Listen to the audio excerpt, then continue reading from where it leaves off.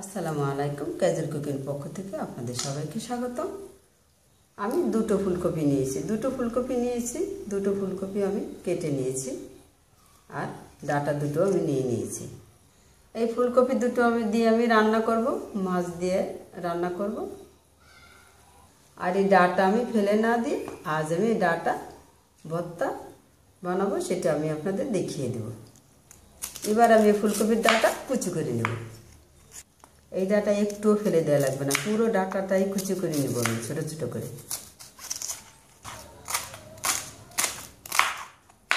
এই পাতা সহ ডাটা সহ আমি কুচি করে নিলাম। এবার আমি পানি দিয়ে ভালোভাবে কষলে ধুয়ে নেব। আমি কয়েকবার পানি পাল্টিয়ে তারপরে কিন্তু ধুয়ে নেব। আমি এবার চুলায় সিদ্ধ বসিয়ে দিলাম আর পানি দিয়ে দিচ্ছি পরিমাণ মতো, আর লবণ দিয়ে দিচ্ছি। নেড়ে চেড়ে ঢেকে দিয়ে সিদ্ধ করে নেব। মাঝে ঢাকনা উঠিয়ে নেড়ে দিতে হবে। আমি ঢাকনা উঠে উল্টে পাল্টে আমি সিদ্ধ করে নিলাম। দেখতে পাচ্ছেন সিদ্ধ হয়ে যাওয়ার পরে কিন্তু অনেকটা কমে গিয়েছে। এবার আমি এখান থেকে অর্ধেকটা উঠিয়ে নেব, বাকি অর্ধেকটা আমি নেড়ে চেড়ে পানি শুকিয়ে নেব। যে অর্ধেকটা আমি নামিয়ে নিয়েছি এটা একটু পানি সহ আমি নামিয়ে নিয়েছি, তাহলে ম্যাশ করতে সুবিধা হবে। আর বাকিটা যে পানি আছে এই পানিটা আমি শুকিয়ে নেব। এবার আমি একটু সরিষার তেল দিয়ে ভাজা করে নেব। 1 চা চামচের মতো সরিষার তেল দিয়ে দিলাম। নেড়ে চেড়ে ছড়িয়ে দিয়ে নেড়ে চেড়ে ভাজা করে নামিয়ে নেব। এবার আমি নামিয়ে নেব। যখন এই ডাটাটা ভাজা হয়ে যাবে তখন কিন্তু কালারটা অনেক পরিবর্তন হবে, পানিও থাকবে না, আর সুন্দর হালকা তেল হবে ভাজাটা। কড়াইতে আমি 2-3 চামচের মতো তেল নিয়ে নিয়েছি, সরিষার তেল। আমি যেটা আগে নামিয়ে রেখেছি ম্যাশ করে নিয়েছি, এটা আমি ভর্তা বানিয়ে দেখিয়ে দেবো। দিয়ে দিচ্ছি পেঁয়াজ কুচি আর একটু কিছুক্ষণ ভেজে নিতে হবে রসুন আর পেঁয়াজটা। কাঁচামরিচ কুচি দিয়ে দিলাম টমেটো কুচি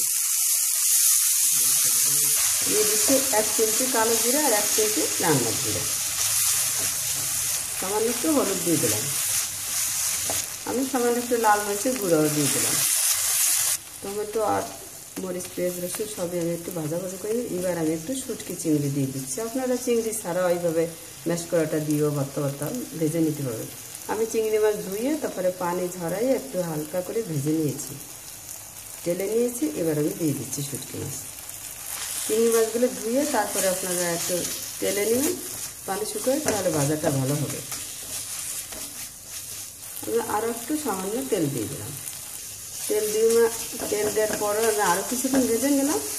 এবার আমি দিয়ে দিচ্ছি ম্যাশ করে নিয়ে সেই ফুলকপির ডাটাটা। আমি এখনও লবণ দিইনি, কারণ আমি লবণ দিয়ে সেদ্ধ করে নিয়েছি, তাই লবণ চেখে দেখে তারপরে আমি লবণ দেব। আপনারাও চাইবেন লবণ চেখে দেখে তারপরে লবণ দিতে, তাহলে কিন্তু ভর্তাটা আর লবণ হবে না।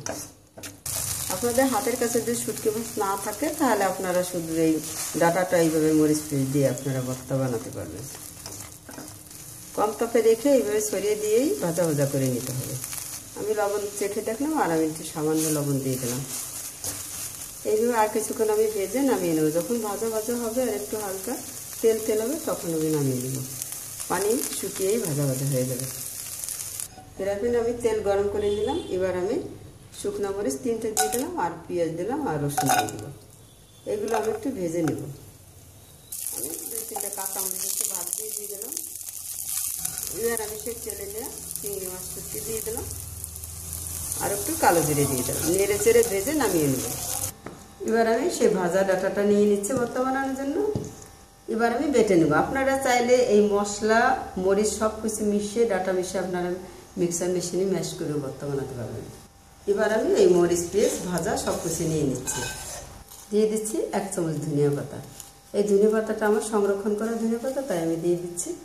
এই ধনিয়া পাতা সংরক্ষণের উপর আমার অলরেডি ভিডিও আছে, লিঙ্ক ডেসক্রিপশন বক্সে দেওয়া আছে, চাইলে আপনারা দেখে নিতে পারেন। দেখেন, আপনারা চাইলে ভাজি ভর্তাটার মধ্যে এই ধনিয়া পাতা ব্যবহার করতে পারবেন। আমি সামান্য সরিষা দিয়ে দিচ্ছি 2 চিমটির মতো। এবার আমি এই মশলাটা বেটে তারপর আমি মিশিয়ে দেব। আমি ভর্তাটা লবণ চেখে দেখেই কিন্তু বেটে নামিয়ে নিয়েছি। হয়ে গেল ফুলকপির ডাটা ভর্তা। ভিডিওটা দেখার জন্য আপনাদের সবাইকে ধন্যবাদ। ভালো থাকবেন, সুস্থ থাকবেন। আল্লাহ হাফেজ।